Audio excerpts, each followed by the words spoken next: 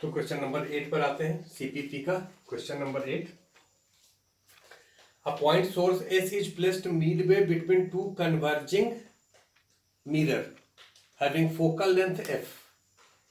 ये मिरर है, दोनों का फोकल लेंथ एफ है, इसके बीच में एक पॉइंट सोर्स को रखे हैं, मतलब ये एक ऑब्जेक्ट है।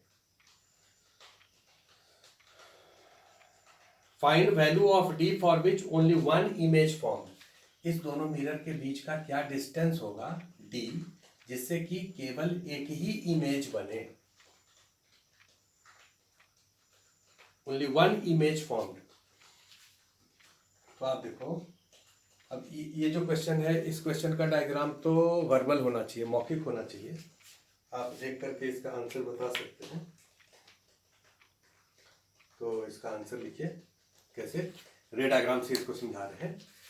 भाई अगर ये ऑब्जेक्ट इसके फोकस पर रखा है, सपोज ये एफ है और ये डिस्टेंस भी एफ है, तो रे डायग्राम कैसा होगा? यहां से रे, सपोज करो इस पर अगर इंसिडेंट हुआ,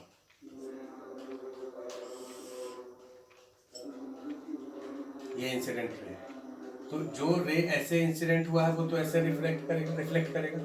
जो ऐसे इंसिडेंट हुआ है वो पैरेलल हो जाएगा, पैरेलल। ये दोनों रिफ्लेक्टेड रे कहां पर मिलेगा? इंफिनिटी पर। कहां मिलेगा? इंफिनिटी पर। लेकिन इंफिनिटी जाने से पहले ही इससे रिफ्लेक्शन हो गया। पहले मिरर से जो इमेज होगा वो दूसरे के लिए क्या होगा? ऑब्जेक्ट होगा। तो पहला मिरर से इमेज इधर इंफिनिटी पर बना, इसके लिए क्या है? वो ऑब्जेक्ट है। अब ये जो पैरेलल रे इस पर इंसिडेंट किया है वो रिफ्लेक्ट होकर के कहां से पास करेगा? फोकस से। ये देखो, तो इससे इमेज कहां पर बन गया? यहां पर। मतलब इससे जो इमेज इंफिनिटी बनना था वो नहीं बना है अभी, उससे पहले ही यहां से रिफ्लेक्ट होकर के फाइनल इमेज यहां बना थी। अब ये जो रे ऐसे आया है वो अगर सपोज करो ऐसे यहां आए तो ये फिर से यहां से पैरेलल हो जाएगा, क्योंकि ये इसका जो इमेज है वो फिर से इसका ऑब्जेक्ट हो जाएगा।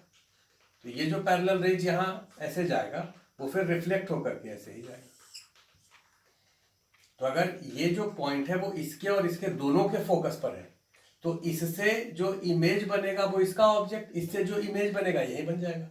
तो ऑब्जेक्ट और इमेज दोनों कोइंसाइड कर जाएगा, हमेशा इमेज इसी ऑब्जेक्ट पर ही बनेगा।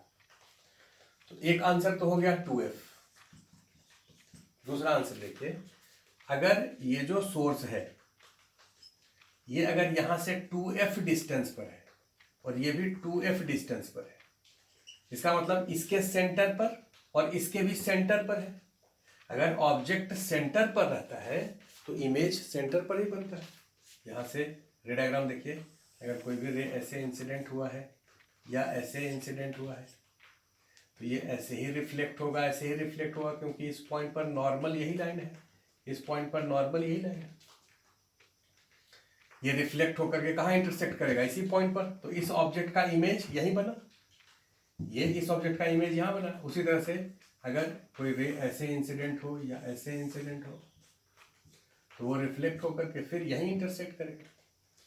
तो इसके कारण भी इमेज यहाँ और इसके कारण भी इमेज यहाँ, तो एक ही इमेज बनेगा। कहाँ पर? जहाँ ऑब्जेक्ट है वहीं पर। तो डिस्टेंस कितना होना चाहिए? 4f, 2f + 2f। ऑब्जेक्ट और इमेज अगर कोइंसाइड कर रहा है, इस ऑब्जेक्ट का एक ही इमेज अगर बन रहा है, तो मतलब या तो डिस्टेंस f होना चाहिए या 2f होना चाहिए। अगर दूसरा कोई भी डिस्टेंस लेंगे तो फिर एक ही इमेज दोनों का उसी पॉइंट पर नहीं बनेगा।